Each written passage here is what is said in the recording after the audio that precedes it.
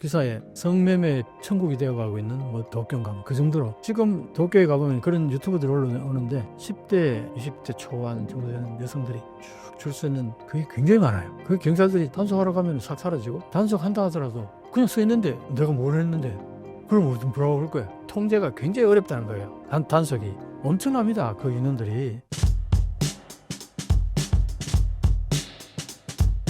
그렇다면 각국의 사회 분위기와 국민성이 정치 상황에 반영이 된다고 보시나요? 그런 것도 있죠. 일본을 오랫동안 이제 관찰하면서 왜 일본은 우리하고 이렇게 다를까? 그 부분을 곰곰이 생각하다 보니까 이제 여러 가지 팩트들이 있어요. 첫째, 일본은 명백히 수직 사회라는 거. 아까도 얘기했지만 일본은 오랫동안 계급 사회였어요. 일왕을 중심으로 메이지 유신 이후에는 더더욱 그게 그랬죠. 그 다음에 그 밑에 귀족이 있고 귀족 밑에 이제 사무라이 그 사무라이 밑에 산업공장이라는 이런 게 쫙 수직 사회가 이게 오랫동안 이어졌단 말이에요. 한국 사회도 물론 노예가 있었어요. 그런 사회에서 양반과 쌍놈이라는 게 있었단 말이에요. 근데 이거는 이제 천계가 그게 그렇게 크게 고착화 됐다고는 볼 수 없어요.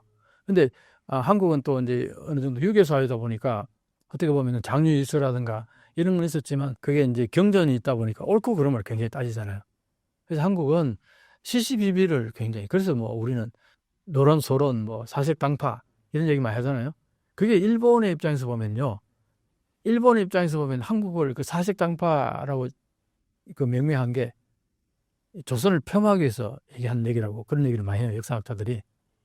그런데 일본은 그게 없는 이유가 뭐냐니까 사무라이 사회였단 말이에요.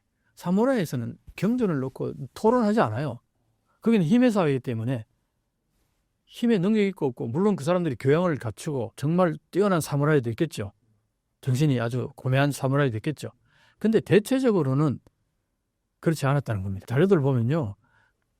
칼을 마련하잖아요. 그럼 이 칼 잘 드는지 안 드는지 시험하기 위해서 사람을 그냥 이렇게 하는 경우도 상당히 있다는 거예요. 그런 게 자료들을 어떤 유튜브가 그걸 공개를 했는데 그걸 보고 정말 섬뜩해요.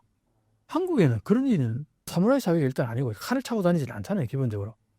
그리고 어떤 문제가 있으면은 이제 사또가 저놈을 잡아들이랬다 해가지고 그래가지고 감옥에 쳐넣잖아요. 그러고 나서는 또 재판을 합니다.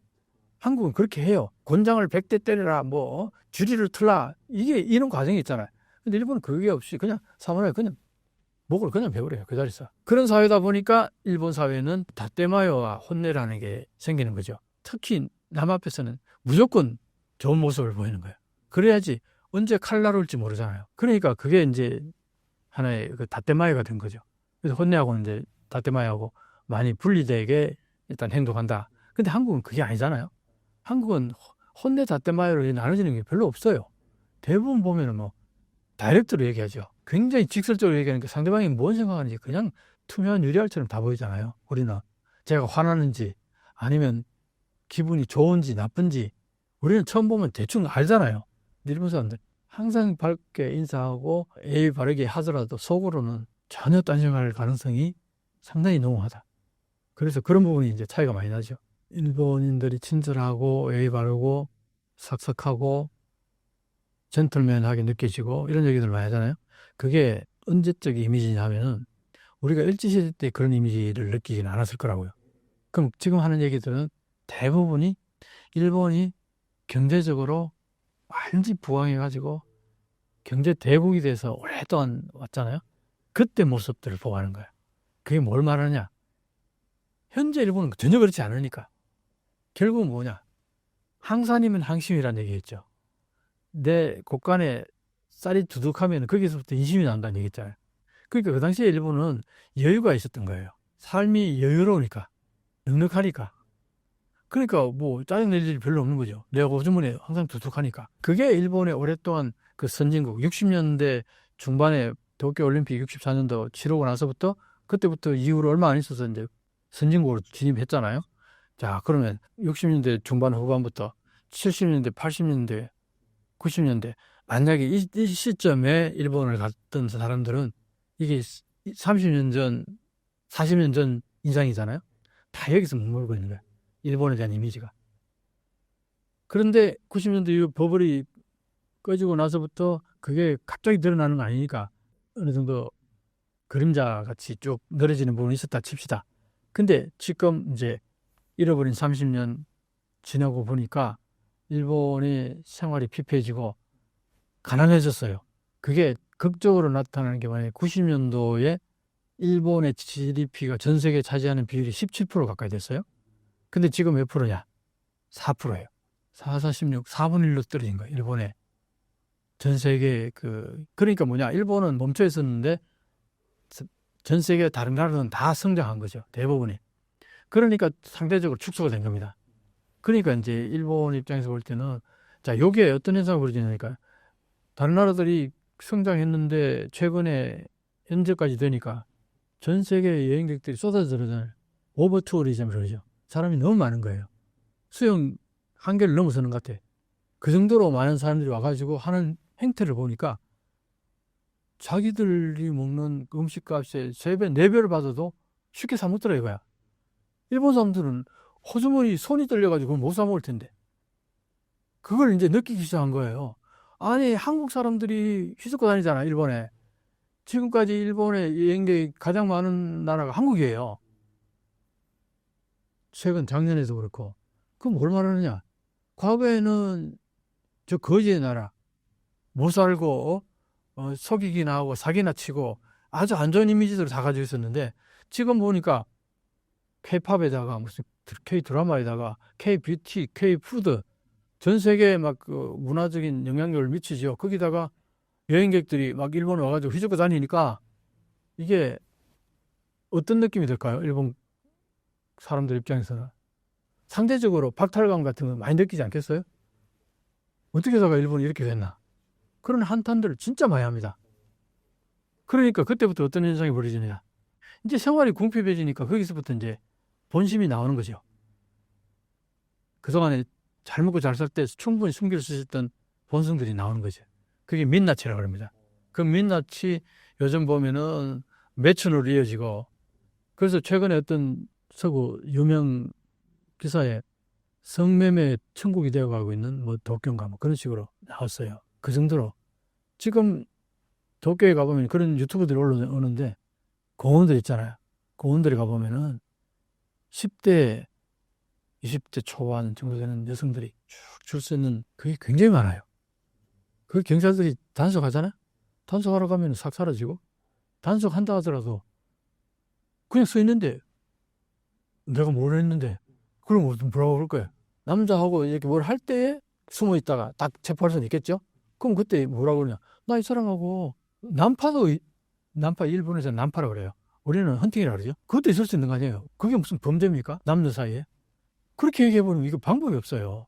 당장 돈 주고 받은 뭐 증거라든가 뭐 이런 게 있어야 되니. 그러니까 그게 통제가 굉장히 어렵다는 거예요. 단속이. 그런데 지금 엄청납니다. 그 인원들이. 그리고 일본 내에서만 그런 게 아니라 호주에 가보면은 일본의 10대, 20대들이 성매매하러 엄청나게 많이 나갑니다. 지금 일본이 그렇게 돼갖고 아까 내가 얘기했던 일본의 강도 사건들이 그렇게 많이 이제 벌어지고 이게 과거에 일본에는 눈치 껏다고 봐도 없었던 얘기.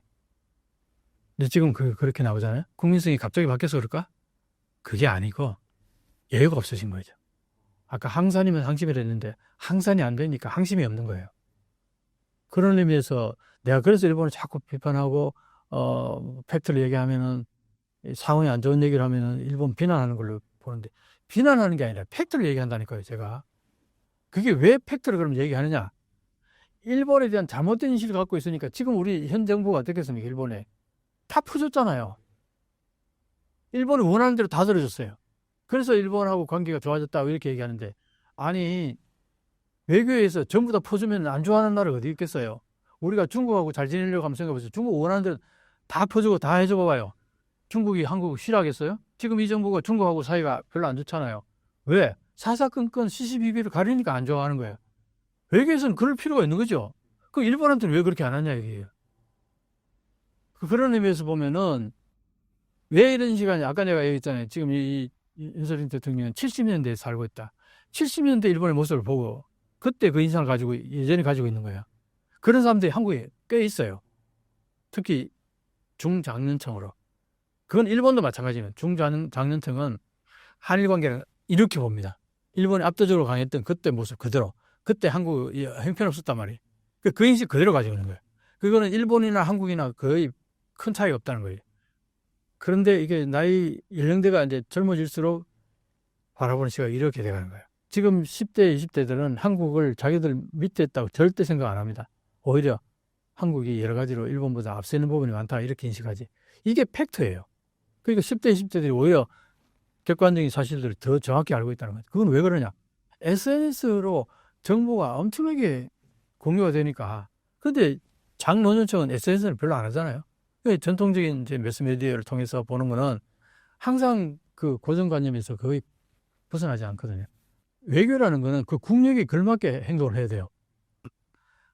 쥐뿔도 힘이 없으면서 막 대국에 엉겨붙는 거 그거 별로 안 좋아요.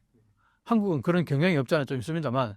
근데 지금은 과거에는 한일 관계가 워낙에 힘 차이가 나니까 일본한테 아쉬운 소리도 하고 일본이 뭐 지들 하고 싶은 대로 역사 반성 제대로 안 하고 해도 뭐 어쩔 수 없지 하고 체념하고 받아들이고 이런 부분이 있었는데 지금은 그럴 이유가 없는 거예요.